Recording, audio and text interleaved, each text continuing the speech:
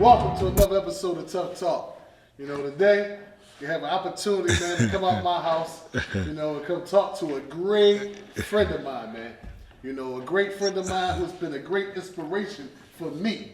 I'm telling you, like, he's supposed to have been on the show. Like, I don't even know, like, he's supposed to have been the first one on the show because of the part that he played in my life, man. Like, it was such an intricate part that you played that, you know, you inspired me at a time when I didn't see it. Like, you know, you used to give me so much game, man, so much education. Like, you're the first one to introduce me to education. A black man that was focused on education and coming out here doing something half black, man. Coming out here, you know, we all found out why. Yeah. But, you know, coming out here, man, you know, and do something positive, man, and then you came out here and did it. And then when you did it, I was in prison for a lot of years after that. But it was like, I was able to rub you in the white folks' face. You know what I mean? They think that we can't do nothing. We're not going to do nothing. I said, man, I got somebody I know met Barack Obama. and Bill Clinton. And Bill Clinton. You think? And Bill Clinton. Presidents in his lifetime, returning citizen. Come on, man. Maxwell Brown, man. Get the Maxwell life. Introduce yourself to the people. How's everybody doing? I don't know what to say after that introduction, Snoop, but thanks, man. I appreciate it. I didn't know I had that type of effect on you, bro. I know we used to bust it up, and one of the things I used to tell you, and I used to tell everybody that once my mind got right, that I had a plan, and that if they let me out those bars, if they let me walk out of those gates, that I was going to tear the city of Philadelphia up. I in total honesty, being totally transparent, I did not realize or have an idea that it was going to be on the level that it was on. But I did have a plan, and Congratulations, man. Thank you. Seriously, like, you gotta give you your roses now, bro. Your flowers, your roses. You've done a great job, bro. And what you did, man, for breaking that ceiling, letting us know that ceiling don't exist. We're not locked in. Never. And I think that's the key to anything that you do or anything that you're trying to do. As long as you believe in yourself and your ability to adapt and overcome, I don't believe in a ceiling, right? Like, even now, like, I want to take this even to another level. You understand what I'm saying? And I know people are saying, yo, you can't do that. You can't do that. And in my mind, I'm like, cool. Well, I guess I can show you better than I can tell you. You know what I mean? Exactly. So, man, I want to start with your humble beginnings, man. You know, on Tough Talk, you know, we had those conversations, man. Like, men has come on here, man, and gave up their soul. Men has come on here and gave up that vulnerable part, the poor decision making that they started out with, you know, and where it landed them at, as far as, you know, prison. Right. And they showed, you know, as far as adapting back to society after being away for so long, and the things they had to overcome to do such. Mm-hmm. The choices being taken away, the PTSD, the anxiety, you know, all that type stuff. I want to know, like, you know, because your program that you created, like, I ain't letting you talk about nothing. I'm going to have all your stuff out here before you do it. But it works for me. Right. It works for me. I always wanted to know about it works for me. And how did it work for you?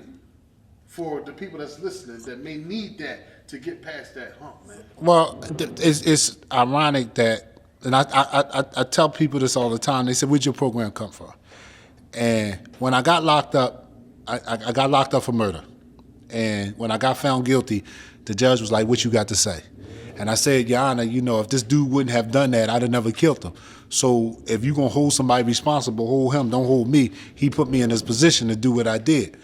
And then, unfortunately, I got into a situation, and what people don't even understand about prison life is that you can actually get kicked out of jails, right? People don't even understand that. And so what happened was I got kicked out of jail because I ended up stabbing somebody, and I spent 2 years in the hole.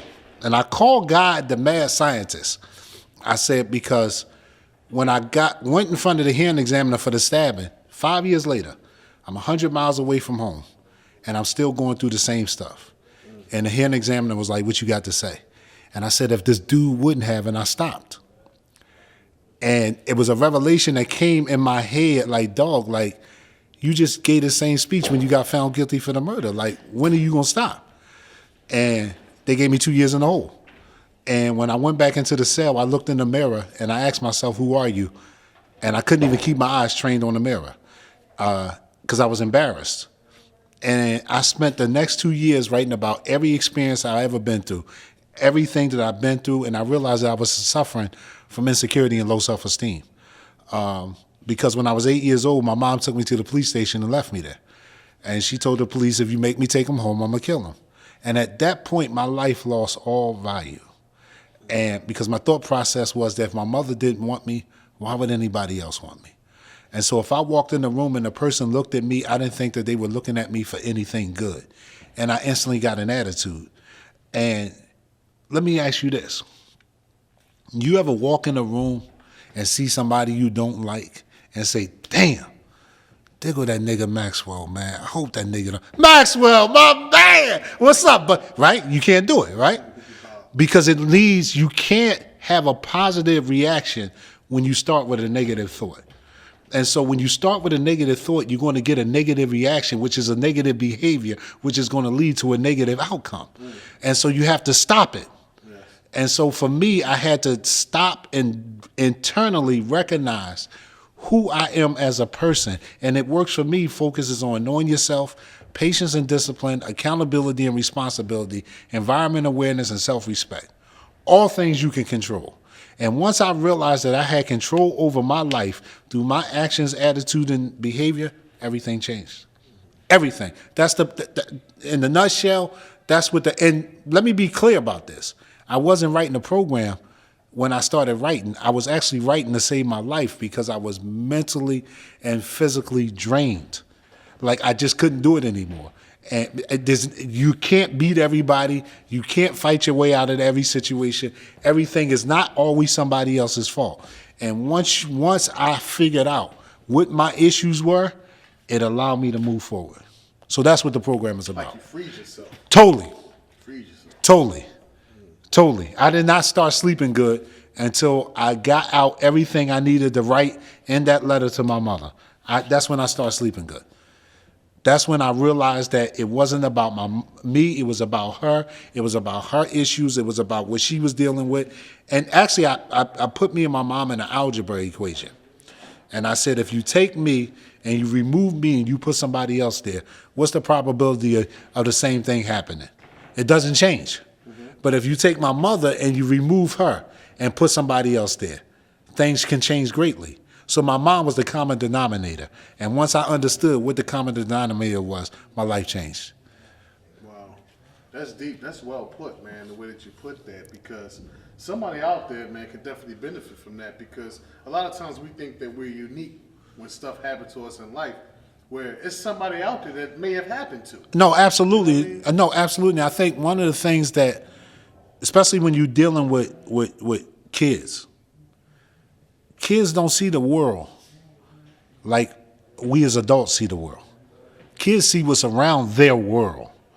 And so when something happens to a child, they can't help but to take it internally, right? What's the most important relationship you ever going to have on the face of this earth? The most important relationship that I will have on the face of Yes. the earth, now the enemy and me, people. That's my show. But it's okay. It's my guy. But the relationship with my mother, I think. Bingo. A son's relationship with his mother and a daughter's relationship with her father not only sets the stage for how they see themselves, but what's acceptable and unacceptable behavior from members of the opposite sex. Your mother teaches you how you're supposed to behave around women, what's acceptable and unacceptable from women, how you're supposed to treat women. Your father teaches you how to be a man, but your mother teaches you and makes you feel comfortable with being with a woman. And same with a father and a daughter. And if that relationship is messed up, every other relationship after that is going to be messed up until you stop, you acknowledge it, and you heal from it. You cannot have a relationship while you're still burning from a wound. And so you have to heal from it.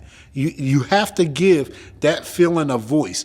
And that letter to my mother gave my feelings a voice. And it allowed me to express myself, and it freed me.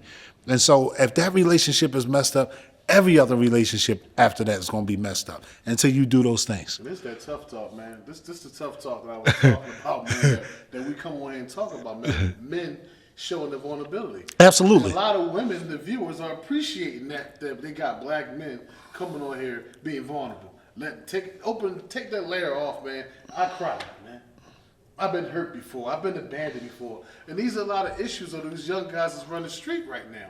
And that's what makes us experts at dealing with them, especially after the healing. Like you said, the healing has to come first. Yeah. Like when I first started studying being a counselor, heal thyself was the Indian proverb that we learned first. Heal thyself. And that's what you're talking about. That healing is going to bring about a transformation. And then you can help somebody to get to that transformation, to have that transformation, because you've been through it already. Man. Absolutely. I mean, because that boy out there hurting people because he's hurt. No, and I hurt people because I hurt. You dig me? He hurt, and he's out there not trusting no one because he been abandoned by who? The people that's supposed to love him. Yeah. If you sit back and you say, my mother had me, my mother's supposed to protect me, my mother's supposed to help me grow and nurture me, and now my mom don't want me, shit, I don't stand a chance over here. Exactly. So I'm going to do what works best for me. And it's crazy because I used to have folks say to me all the time, like, yo, you are really such a great dude. I just can't understand how you have this bouts of anger. And let me be like perfectly good. I wasn't no drug dealer. I wasn't no hoodlum. I wasn't no gangster. I went to school. I did plays. I was a nerd. But once somebody did something to me, in my mind, it was the police station all over again. And my mom telling the police, take him or I'm gonna kill him. Trauma. And it's real. Yeah. It's real. If you don't acknowledge the trauma, and let's be clear about something. When a kid is hurting, they're going to do whatever they need to do for you to understand that they're hurting. They don't know how to tell you that they're hurting. Their behavior is telling you that they're hurting. Now, you have to be, as the adult, you have to be the one to say, okay, let me take a step back, because this kid, what he's doing, he ain't really doing it to me. He's doing it because he's hurting. Now, how do I crack this shell and figure out why this kid is hurting so that we can heal the kid? Because the more you see, kids do what will work for them, right? So how many times you get kicked out of class because you ain't want to do the work, and you knew that if I cuss the teacher out, I act like a dummy, they will kick me out. And I'm going to go do what I want to do. Right. And so, but when you ran across that teacher and say, okay, Snoop, that shit sound good, but player, what's the answer? You understand? I got you, Playboy. What's the answer? You ain't going nowhere, dog. So we just, we need to figure out how we going to do this. You understand what I'm saying? And that's kids, to a kid, that's your way of showing them that you care and that you're really concerned about them. They expect you to kick them out. I expected folks to kick me to the curb. I expected folks to say, yo, get away from me. Right? It was, yo, dog, why we doing this? Hey, yo, it's crazy that you saying that, right? Because I started thinking about a movie I was just watching, Police Academy. Remember when Mahoney, when they sent to the Police Academy part one? Yeah. He would try everything to get kicked out. Get thrown away because he know this what adults do to me anyway. Exactly. So all I do is act up. Don't listen to them. They're going to throw me away. Throw me right out. I'm going to get my way. Right. Throw me right out. So that's crazy that you said that. Yeah. Throw me right out. On that. And that's why we don't turn children away. At all. You know what I mean? We don't turn children away. At all. At all. It's important. Like, I commend you because of the organization that you came out here and created, giving back to our youth. Because our youth need men like you that can tell. I mean, you've been in prison. Right? You did a lot of time in prison. Like, what, 15 years? 14 years. 14 years in prison, man. And they need men like you that has education, that come from a different background, but been to prison, right? And came out here and conquered some things. Like, we glossed over a lot in my introduction. Like, I really want to know Barack Obama, though. Yeah. I mean, Bill Clinton. Yeah. I mean, Nelson Mandela, bro. Yeah. I remember you sent me the picture from South Africa, remember? Yeah. I mean, it was beautiful, bro. Yeah. You showed me the money. You showed me. It was crazy, man. Like, but we used to have these conversations, like and so the important piece of this, like, have people really understand our history. So the important piece of this is that I didn't come out and change. I changed right in the belly of the beast. Exactly. Right? And I used to tell y'all that, yo, when I go home, I'm going to do this. I'm going to do that. I used to say to y'all, I got this plan. This is my plan. This is what I'm going to do. Yo, y'all need to come with me. Ride this out. Read this book. Study up on this. This is what you need to figure out. No, they ain't going to let us do nothing. Right. I used to be like, you Right. I ain't listening to you. Right. I used to be- You understand what I'm saying? And so it didn't start. The transformation doesn't have to start when you get to where you're trying to get to. The transformation has to start right where you are. You have to let the people see in you that you're going to be who you say that you're going to be. The environment doesn't change you. You change the environment. Right. And that's always been my model, right? It's always been, listen, you could call me a nerd. You could say whatever. I've been coined that now. Right, so it's right. okay. And listen, you can say whatever. Racing. But if you stand firm on what your belief is, and you stand firm that you are going to accomplish something and you know what it takes to accomplish, stand firm on it. Regardless of what anybody say or do, stand firm on it, because ultimately what's going to happen is that person's going to come around and say, damn, dog, you really did that. Yeah, I really did that, dog. I want to say something to you, man. You know what I mean? Like I told you, like you've been the inspiration for me, right? And I'm going to tell you what made me secure when I left prison. This time, the last time, education was everything to me. Mm-hmm. And I knew the doors that I could walk into. Mm-hmm. And you wrote me a letter. And you said you want to help the kids, Snoop, but what you going to do? What you going to give them? And just those questions. I was just laying there. I had a single cell. I just lay there and look at it. And I called Ricky, my partner. Rick. Yeah. And Rick said, damn, boy, you a nerd now. Mm-hmm. So he said, I'm a nerd. The only person I thought about was you. Mm-hmm. So I used to call you a nerd. Mm-hmm. And I said, damn, if somebody called me a nerd now, that means I'm accomplishing something. When I go home, I can do it. Yeah. Yeah, I don't mind the name calling, dog. Yeah. And that was my motivation, bro. That was something, the epiphany that I had. I said, damn, if somebody calling me what I call this man, who I laid in my cell and the Mayor Nutter pulled up, he in his damn passenger seat, I'm like, that was Maxwell? Yeah. That was Bundy. Yeah, Bundy. That was Bundy. Yeah. That was his nickname. Yeah. About no more. But, man, like, I really appreciate you, man, and today, you got your apparel on. Just got my apparel, got my logo. Get the max out of life. We want to talk about that at the commercial break, and I think you brought a mentee with you. I got my mentee with me. That's good, man. Bring the young man on, too. So and he need to see what's going on. So we all can sit away from each other and have a beautiful conversation. We 6 feet, Mayor. 6 feet, Mayor. Thanks for tuning in. We'll be right back.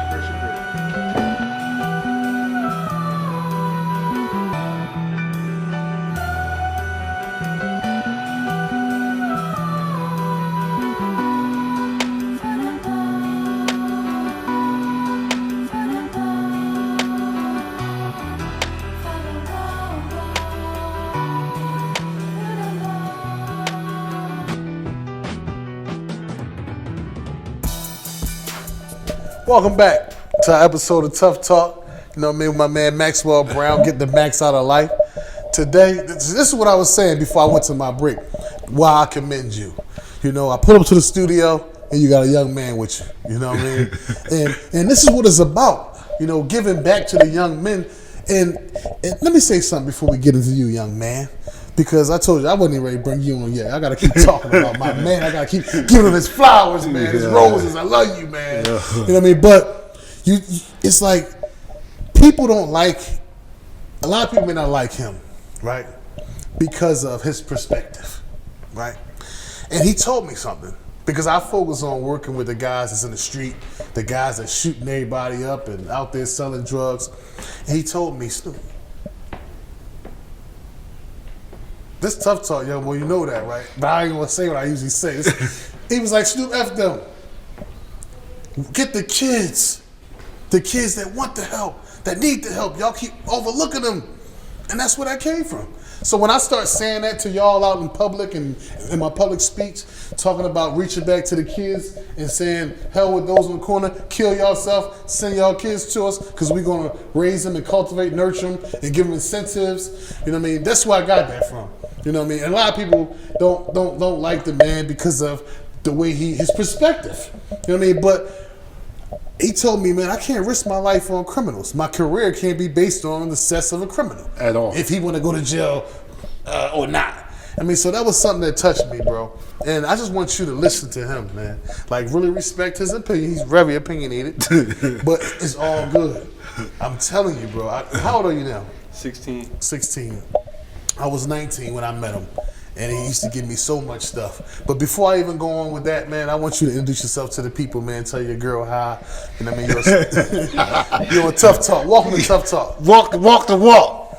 How y'all doing? My name is Derek. I'm from Nasty Charter, Pickett campus, and I'm on the Maxwell's mentees.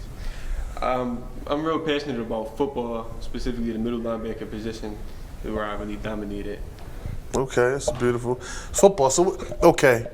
Now, Maxwell heavy in the sports. He's also heavy in the academics. So what do you do in that area? Because just in case the football thing don't work, what do? What's your safety net? My safety net is engineering, mechanical engineering, cars specifically. Give me a ghost high five. Boom. You know what I mean? That's what I'm talking about, More man. importantly, Snoop, ask him what he got to do for me right now. What you got to do for Maxwell right now? All right, so this is the deal. So he gave me a book called Letter to a Young Brother.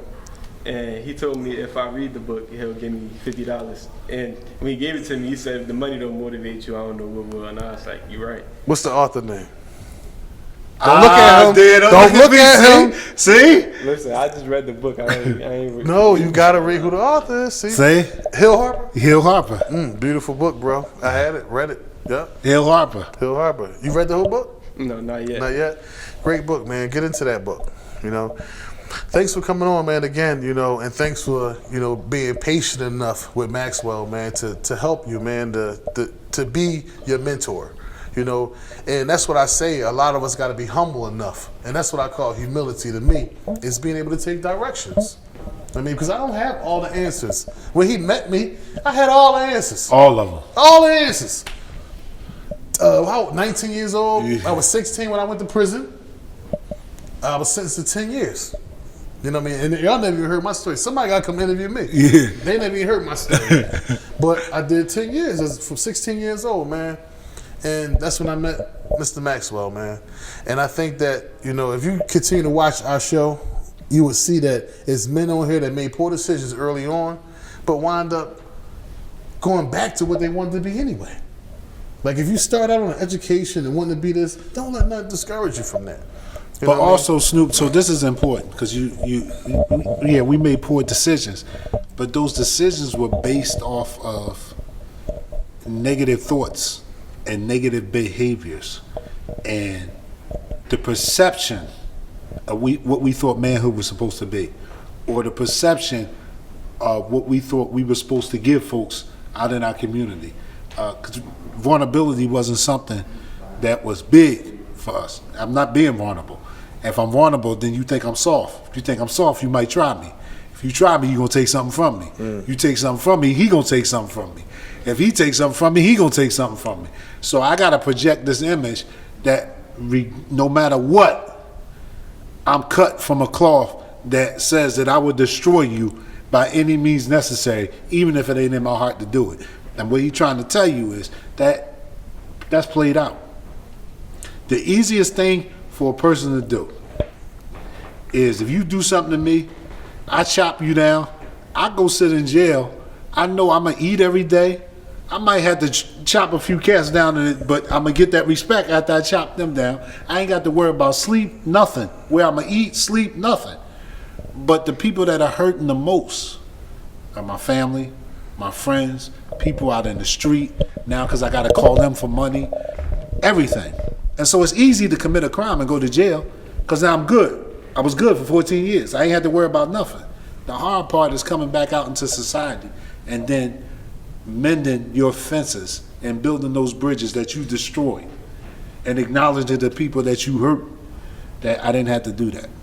And that's something you should never have to go through, being under me. Wow. So how do you feel being in the program? I mean, hold up. Let me ask you one question first. Did you give up some resistance at first? No, not really. No. No. Not really. At first, I'll say this. At first, when when the program first started, I was a little hard-headed and I didn't really want to listen, and I left. But during the time while I wasn't in the program, I realized that I'm like, I probably could use this to my advantage for my life later on. Mm-hmm. And that's what it's about, because some people may walk out and don't get a chance to make it back, man. Right. And you made it back. You know what I mean? That's a beautiful No, he thing. asked to come back. Oh, he asked to come He back. asked to come back. So he being really humble. But this is a prime example about how when you don't have that, when you're used to doing things on your own, and you got to figure things out on your own, it's kind of hard to accept somebody coming in and saying, yo, you should do it this way, or why you ain't doing that, when you're not used to being challenged. And early on,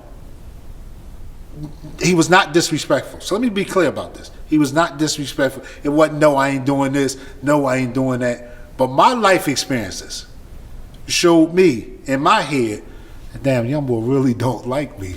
Like, it's kind of hard for him to gravitate towards what I'm doing, right? So, okay, I'm going to ride him. And however it comes out, it comes out. And the most beautiful thing, which showed me that I was doing the right thing, is when he said, yo, can I come back? Right? Yeah. Because when you acknowledge your mistakes and say, yo, okay, I was wrong, that's 99% of all dealing with every issue that you're going to ever deal with in life. The ability to say to yourself, not to nobody else, but to yourself, yo, I messed that up. Be honest. Yo, I messed that up. How can I fix that? To yourself, not to anybody else, but to yourself. Because once you acknowledge it to yourself, you don't care what anybody else thinks. And he literally doesn't care what anybody else thinks. Right? That's the great part about it. That's what's up. And that's courage. Because it takes courage to be different. And that's what I always say. Because it takes courage for the peer pressure. Why you going to that group? What you going there for? That John corny. You dig me? I ain't trying to hear what y'all got to say. I need it because there's something good in it for me, right? And you got enough courage, man. You got to have courage, young man. You know what I mean? We're going to go into another commercial break. That's why I get him off the show. He's too young. He's the first time, I had somebody that's young on my show. So he came on, and, what I mean? Black men bonding, cultivate, nurturing each other. So we're going to come back to commercial break. Me and my man Maxwell.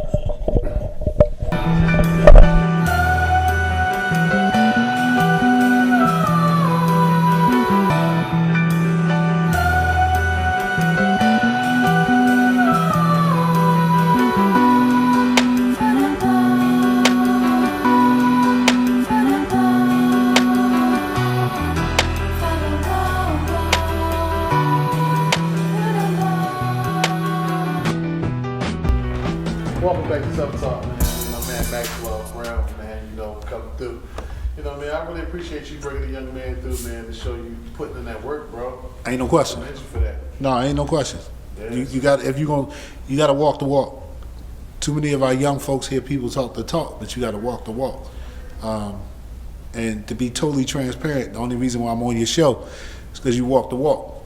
Thank you, bro. For real. If you didn't walk the walk, I wouldn't be here. Because my brand is everything to me. And the last thing I want somebody to say to me is that you're not who you say you are. You feel me? Exactly. And so, I'm here because you walk the walk. Integrity, man. Integrity is everything. Everything. Doing the right thing when ain't nobody looking. Everything. You can go to bed and sit down with you and be okay because you're not living a lie. Everything. I mean, I've been living a lie for a long time. I'm Right. tired of living that lie. Right. Right. I mean, this is all about. But I respect the fact, what you took me through before you actually, came into my life again. Right. Me being out here, you came to see if we're gonna put the work in. You're gonna be a fraud and run back to the streets like a coward. Right. Or you're gonna be a man and man up out here. Right. And be a part of the solution to these problems. So that's what I chose to do, man. And I really thank you that you recognize that. And I didn't even look at it that like your brand is everything to you. Everything. You wear it on your chest. Everything. Let the people see your brand, bro. You gotta let them see. Yeah. it's They see everything. Everything. Face. What's up with that? That's my logo. That's me. My website is all one word, gettingthemaxoutoflife.com. You got something on your back? It's on my back. Just show the camera on your back. Can you see it? Check it out, y'all. Yo, can you see it? Backside of life. Hold up. Yeah. They should see it. Yeah. They see it. It's all one word. It's all one word. Now, and, you know, it's my life. It's my life experience. And if somebody would have told me that I would have been able to make a career about my life and everything that I've been through, I'd have told them they crazy. But the fact is that, again, if you believe in yourself and you believe in what you're doing, and you have a message, because folks need messages, right? Folks are going through stuff. And we're at a time and place where people don't spend a lot of time trying to understand what folks are going through. It's almost, what was that movie with Joe Pesci and Robert De Niro? Wasn't Casino. Goodfellas. Remember in Goodfellas when the boy was having problems with Joey at the restaurant and he took him to the mob boss and he was like, maybe you could come in and you could take ownership of this and then we be good. He was like, yeah. And then the boss said, all they care about is their money. You having a bad day? Fuck you, pay me. Building burnt down? Fuck you, pay me. And that's the attitude that a lot of folks are having right now, whether directly or indirectly, because folks are going through so many different trials and tribulations on their own. And so, you know, being able to understand you and yourself and be comfortable in you and yourself helps you deal with those things that you're going through. Exactly. Right? Yes, sir. That was well put, bro. That's that tough talk. Man. You gotta come back. You gotta come back. Man. Once I become a big time. Yeah, you already. No, what you're doing is commendable, and you're showing folks that the get back. So I'm gonna look right in the camera when I say this because this is important. So people think that going to jail and doing your time is your debt to society. That's not true. That's actually not true. Going to jail and doing your time is your punishment for what the fuck you did. Basically. Your debt to society starts when you come home. And one of the things that I look at my life was the Scarlet Letter. I don't know if you're familiar with the Scarlet Letter. The Scarlet Letter, back in the 1800s, this woman cheated on her husband. And to let the world know that she cheated on her husband, they sewed the letter A on her chest. So everywhere she went, everybody knew that she was an adulteress. So instead of A, I was C for convict. And everywhere I went, everybody knew that I was a convict. Now it was up to me to diminish that C, right? So that's why my first job when I came home was at Dees & Watson, stacking hams in the freezer for minimum wage for 12 hours a day because I had to put money in my pocket and I had to prove that I was willing to start from the bottom and do whatever it took to be successful. And that job led me to another job, which led me to another job, which led me to another job, which opened up doors and opportunities. And so you're paying your debt when you walk out that gate. You're repaying your family, your friends, your community by saying to them, I learned my lesson and now I'm going to do what it takes to prove to y'all that I can stay out here. Facts. And that's my sentiments exact. That's the same thing that I told them that, you know, I can't be watching a flat screen eating donuts saying that this is my debt to society. Not at all. Come on, man. Not at all. Playing chess. Not at all. That's not no debt. Which I'm going to beat you. I don't know if you can beat me. I don't know. I don't know, man. But you know, man, I thank you for coming on the show, man. You know, giving me the opportunity, giving them the opportunity to hear your perspective and see, you know, the work. You know, bringing on the mentee that you still putting in the work no matter what. We gotta save the babies, no matter what. Not just save them, Snoop. We got to prepare them. We have to groom them so that they're able to deal with this thing called life.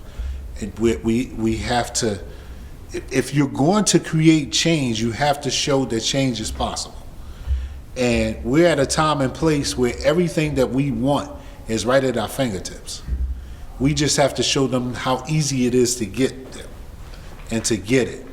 And, you know, how the only thing that's stopping them is their unwillingness to step outside of their comfort zone. Young folks love to be comfortable and they don't want to be uncomfortable. because they don't know what comes with that uncomfortableness. But we have to get them comfortable with being uncomfortable. That way, when they hit the world, that they're ready for those challenges and they're uncomfortably comfortable in dealing with those challenges that come their way. That's what we got to do. Yeah, but my say to babies, like my audience, they know it's all incapacity. Right. Because I'm actually out here putting the work in. Absolutely. I actually we got Google Classroom. Right. I'm on Google Classroom with the kids right now. That's right. When I go home, I'm on Google Classroom. That's right. And they put stuff on there that's going to open their mind. That's right. You know, and give them that hope. That's right. You know, that's the stuff that we do, man. We That's already right. put the work in, man. That's right. You know what I mean? It's actually, I wanted to comment that we both wearing our brand. We both wearing our own brand. Come on, man. Great minds think alike. Absolutely. Y'all better get with it. Absolutely. Like, I mean, thanks for coming out, Max. Anything you want to say? I just want. Give them some love over there. You ain't never tell them, man. I ain't never tell her. All right, this is what I'm gonna tell them. Y'all listening? You listening? A man standing in the shadows of a white marble building, chipping at the stone earnestly, tirelessly. Using such a shadow, a man could go unnoticed. A black man standing in the shadows, unlike the ones who shatters glass, yanks or kick down doors, beats his chest, screaming, proclaiming his glory. Those are the ones that are removed swiftly. But the man who grows inside of the shadow of a white marble building will be able to chip the foundation to pieces bit by bit, and eventually the building will fall. You don't have to tell everybody who you are and what you do. Just do it. Wow. And we're going to close out with that, man. That episode, Tough Talk. We're going to bring him back with some of that deep shit. Thank y'all, man, for tuning in, man. Bigsnoop, my man Maxwell. Get to Max out of life, man. Tough Talk. We out.